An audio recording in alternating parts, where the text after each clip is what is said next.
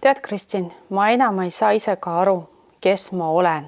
Kas ma olen nüüd ema, õpetaja või ma olen siis tubli kodukontoris töötaja? Anna, sa ei peagi praegu kõike 100% tegema. Mitte ühelgi institutsioonil ei ole sulle praegu selliseid ootusi. Pane paika prioriteedid. Ja mis on kõige olulisem, anna julgelt teada, kas siis koolile, kui sa ei tule toime oma laste õpetamisega igapäevaselt, või siis tööandjale, kui asjad on läinud üle võlli. Ole aus, keegi teine ei näe sinu pähe ega tunne sinu tundeid kui sina ise. Teavitu koheselt, kui saad aru, et on raske. Internet ei tööta, e-kool on jälle maas. Mida mina pean tegema? Ma ütlen selle peale no ja siis. Kõigepealt rahunege, astuge 5 minutiks kõikidest seadmetest eemale, proovige üks kord uuesti ja kui siis ka ei toimi, siis andke siis kas telefoni teel läbi SMS-i või kui internet töötab läbi Messengeri teada, et ei toimi. Ei ole võimalik teatud ülesandeid täita. Leppige sellega, et te ei ole ei IT-spetsialist ega võrguhaldur. Te olete ema, te olete lihtne töötaja, kes teeb kodukontoris tööd. Lapsed on nüüd terve päev kodus ja külmkapp on mul pidevalt tühi. Kas tunne on ka sulle tuttav? Täitsa tuttav ja mis ma oskan öelda? 3. päev käib ja võin öelda, et asi on läinud paremaks. See tähendab, kaardistatud on olukord, kui palju toitu reaalselt kulub ja mis on võib-olla üks selline märksõna, et mida rohkem on teismelisi lapsi ja kui nad on veel poisid, siis loomulikult seda rohkem toitu kulub. Ole hea ja teavita oma lapsi sellest, millistest toiduainetest sa plaanid teha õhtu või lõunasööki, et ei tekiks nii-öelda tühjast tüli. Teine asi, kui sa vähegi suudad, palun planeeri siis päevamenüü, aruta see samamoodi lastega läbi. Ja muidugi, see kõlab võib-olla natukene liialt teraapiliselt, aga tööteraapia on see kõige parem teraapia. Kaasa siis lapsi toidu tegemisse, las nad lõiguvad ja hakivad, fookus läheb mujale, tüli aihtub ja muidugi, kui peaks olema olukord, et tõesti on probleeme söögi tegemisega või siis ka rahaliselt raske, ole julge ja aus. Samamoodi pöördu kohalikku omavalitsusse, anna teada koolile. Praegu juba organiseeritakse tegelikkuses inimestele toitu, lastele lõunasööki, kellel ei ole seda. Appi juba 2. klassi töövihiku ülesanne on mulle päris väljakutse.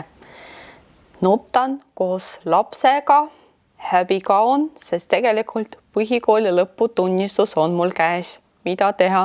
Võta rahulikult. Ka minul on juba praegu 3. päevaks tulnud väga palju küsimusi algklassi õpilaste vanematelt, mida teha.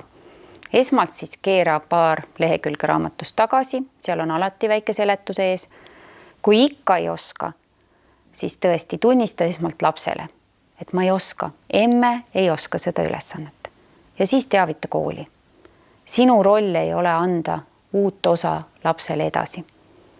Loomulikult võimalusel kasuta ka sõprade ja sõbrannade abi, mõnikord aitab, aga loomulikult siin on piir.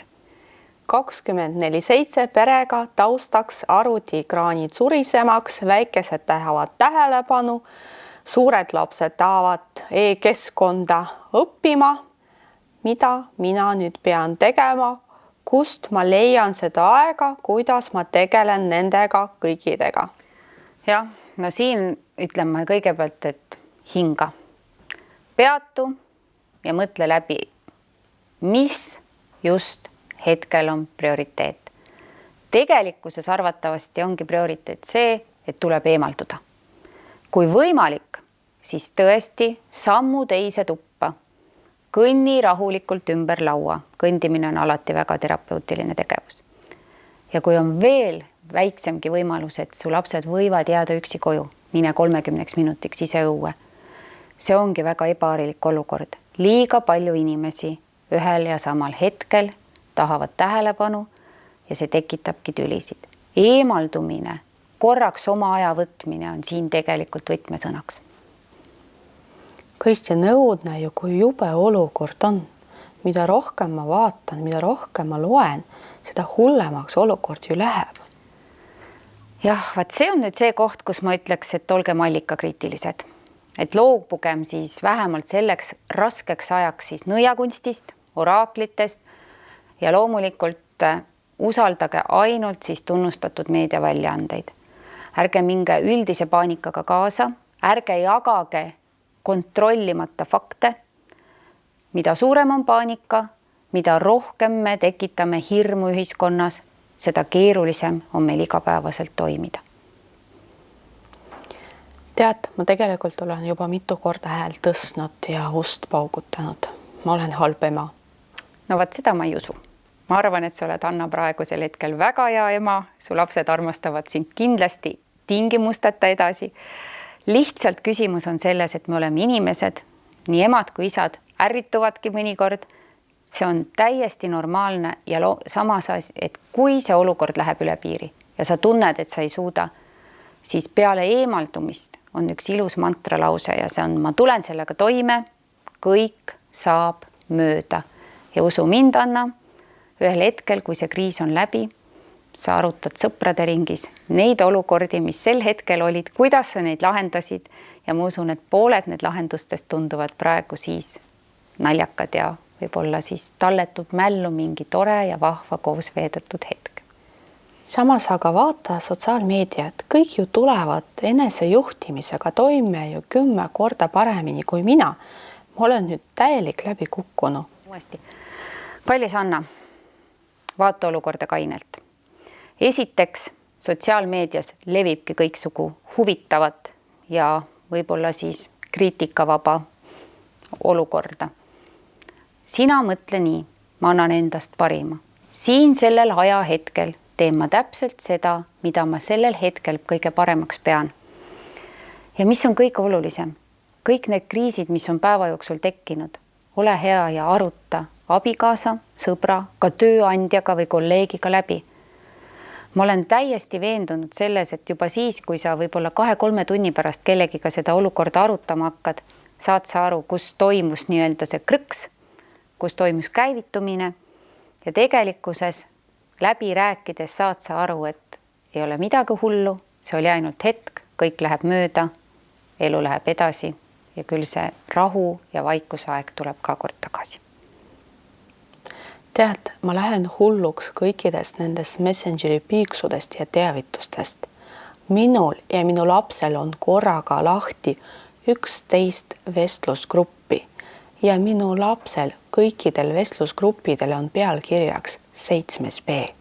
Vaat see on nüüd see koht küll, kus ma julgen öelda, et stopp, anna teada sellest tööandjale, et vabandust väga, me oleme suutnud luua ühes töökohas 5 gruppi, see ei ole normaalne. Eriti siis, kui töögrupid ütlevad üksteisele lihtsalt tere, mis toimub ja teil lihtsalt mingisugune müra piiksub. Ja veel hullem on see, et ei julge seda ka vaikimisi panna, sellepärast, et järsku keegi tähtsalt helistab teile tööandjana siis.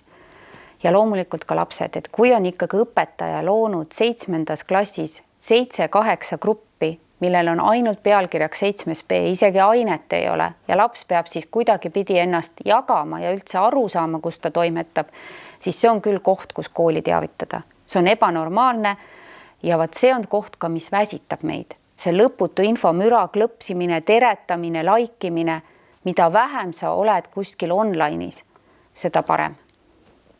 Ole saadaval, aga ära ole kogu aeg olemas piiksude ja krõpsude näol. Mis sa arvad, kaua veel, sest mina tegelikult enam ei suuda? Anna, et tegelikkuses ei oota meilt ju keegi imetegusid, et võib-olla me ka ise liialt piitsutame mõnikord ennast, me tahame olla liiga tublid. Et siinkohal võimegi ju tõdeda, et ükskõik kui palju me oleme enesekontrolli oskust treenitavaid loenguid läbinud ja ennast püüdnud rahustada, on hetki, kus me läheme närvi, kus me tõstame häält, kus me oleme ärevad. See on inimlik. Ma arvan, et kõige paremini võib-olla mõjuks lõpetuseks siin lause, et armastage ja hoidke üksteist ja teadke tegelikult, et teie pere on ainus, kes teist tegelikult hoolib ja kes on tegelikult 100% teiega. Kõik muu on tühitähi